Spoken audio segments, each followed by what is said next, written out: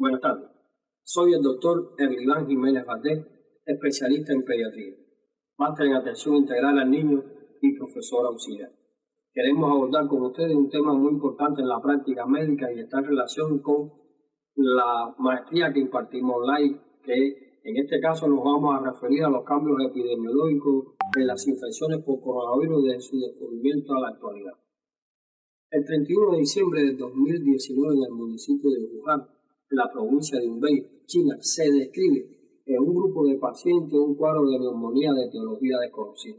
En ese momento la humanidad no tenía idea a lo que se enfrentaba. Días posteriores, el Centro Chino para el Control y la Prevención de Enfermedades Infecciosas identificó como agente etiológico un nuevo coronavirus. Ya el 30 de enero del 2020, con más de 9.700 casos confirmados solamente en China y 106 casos confirmados en más de 19 países como Italia, España, Irán y otros, se describe la enfermedad que se conoce hasta hoy como COVID-19. Indudablemente habíamos descrito que es una enfermedad producida por coronavirus. Los coronavirus constituyen un amplio grupo de virus que se encuadra taxonómicamente en la subfamilia Coronaviridae dentro de la familia Coronaviridae. Se designa bajo el término coronavirus todas las especies pertenecientes a los genes alfa coronavirus, beta coronavirus, gamma coronavirus y delta coronavirus. Los coronavirus indudablemente son virus zoonóticos. Estos pueden transmitirse entre animales y de animales a seres humanos o viceversa. Se acepta que los alfa coronavirus y los beta coronavirus son capaces de infectar a los mamíferos, mientras que los gamma coronavirus y los beta coronavirus pueden infectar a los pájaros, aunque algunos de ellos también a un grupo de mamíferos. Este tipo de virus pueden usar a los mamíferos como reservorios u hospederos intermediarios, destacándose entre ellos los murciélagos y los camellos. Solo se conocían en un primer momento 6 especies de coronavirus que podían infectar a los humanos, y esto provocaba sobre todo infecciones respiratorias con una evolución ligera a moderada, sobre todo tomando el aparato respiratorio superior. Solo en casos raros estos virus provocaban una infección grave y sobre todo en la población pediátrica y adultos avanzados. Son endémicos a nivel global y suponen entre un 10 y un 30% de las infecciones del tracto respiratorio, ya habíamos dicho, de las vías aéreas superiores en adultos y en niños. Los más conocidos por su patogenicidad tenemos el MERS-CoV, que es el responsable del síndrome respiratorio del Medio Oriente, tenemos el SARS-CoV, responsable del síndrome respiratorio agudo severo, y finalmente tenemos el SARS-CoV-2, que se conoce hoy como COVID-2. Los coronavirus no severos, vamos a describir que son un grupo de coronavirus que inicialmente los primeros, como son el NL63 y el HK1, se describieron fundamentalmente a principios del siglo, en el 2004 y el 2005 respectivamente. Ya el 209 y el OC43 son responsables hasta un 35% de las infecciones respiratorias en las vías aéreas, sobre todo en brotes epidémicos. En el caso del coronavirus OC43 es el más prevalente y se detecta sobre todo en niños menores de 5 años, donde estos van a experimentar cuadros obstructivos bronquiales de una evolución bastante favorable. Se identifica muy frecuentemente con infecciones con otros virus como la influenza, parainfluenza, entre otros. ¿Cuáles son las características epidemiológicas fundamentales de los coronavirus humanos no severos? En primer lugar, podemos decir que son virus endémicos a nivel mundial.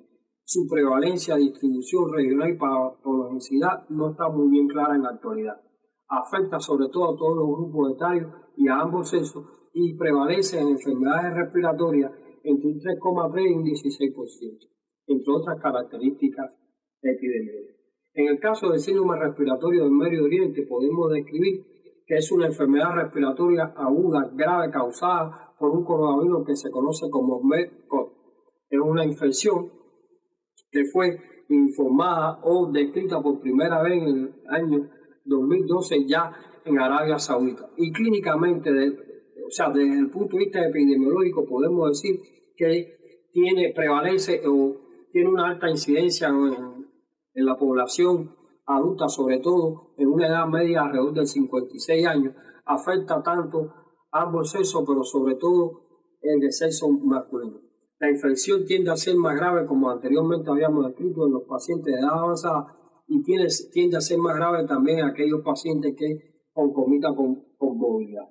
Es importante señalar también que se transmite de persona a persona o por contacto directo con gotas respiratorias o aerosoles, entre otros elementos. Importante también conocer que se cree que el reservorio del MERS-CoV son los camellos o los dromedarios.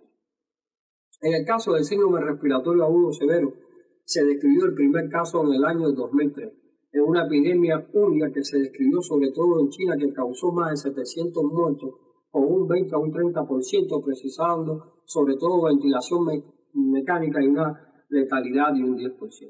Esta infección se extinguió, aunque persisten algunos casos de forma esporádica. Se conoce también como una enfermedad zoonótica transmitida a través del hombre. Se describe que está en relación con el murciélago, aunque no hay datos fehacientes que así lo demuestren. Aunque hay tesis y teorías que describen que el murciélago tiene mucho que ver. Desde el punto de vista de contagio, se describe que es entre personas. Esa es mucho más grave que otras infecciones por coronavirus, que es importante conocer esto, y se va a caracterizar por una enfermedad pseudogrupal que ocasionalmente puede culminar con una insuficiencia respiratoria progresiva, propiciando la muerte del paciente. Desde el punto de vista epidemiológico, podemos decir que se va a caracterizar, además por lo que antes habíamos mencionado, por ser una infección que tiende a ser muy grave en los pacientes que tienen cierta comorbilidad. Se transmite de persona a persona y tiene un periodo de incubación en personas ubicadas entre 4 y 7 días y pudiendo permanecer hasta 14 días. Los mecanismos de transmisión se describen que son varios. Están las gotas respiratorias, el contacto directo de persona a persona a través de mucosas, secreciones, fúmites, etc. La transmisión aérea a distancia mediante gotas o microgotas también juega un papel fundamental, y hoy se describe además la vía fecal respiratoria, que aunque no está muy clara, se describen algunos pacientes con esta vía de transmisión. El periodo de incubación y transmisibilidad ya lo habíamos descrito, y podemos decir que la letalidad global de los casos declarados hasta el 11 de junio del 2003 se describían que era alrededor de un 10%. La cifra más baja la registró China continental con 6,5 y la más elevada Toronto con 18,4.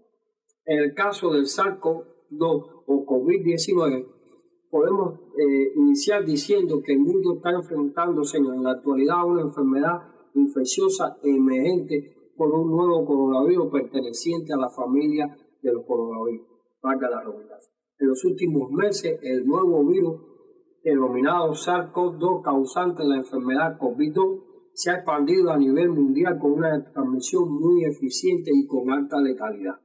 Importante desde el punto de vista epidemiológico describir que es una enfermedad emergente altamente contagiosa que se descubre en China en el año 2019, a finales de este año, y que ha afectado a más de 170 países a nivel mundial, con un periodo de incubación entre 4 a 7 días, aunque se describe que puede ser hasta 14 días, y la principal fuente de infección son los pacientes infectados con este tipo de virus. Se transmite además por las gotas respiratorias cuando los pacientes tosen, hablan o estornudan. La transmisión vertical no está bien documentada, o sea, no se ha descrito, y se conoce la posible transmisión a través de la leche materna. Indudablemente hoy, como anteriormente habíamos descrito, las infecciones por coronavirus y sobre todo por el coronavirus MERS, el SARS y el SARS-2 tienen una responsabilidad importante en la mortalidad que hoy se evidencia a nivel mundial. Estas enfermedades, todas emergentes, tienen una importancia capital el conocimiento de las mismas para poder enfrentar con medidas preventivas hasta hoy la situación que afecta el mundo. Hasta aquí nuestro tema de hoy. Por su atención, muchas gracias.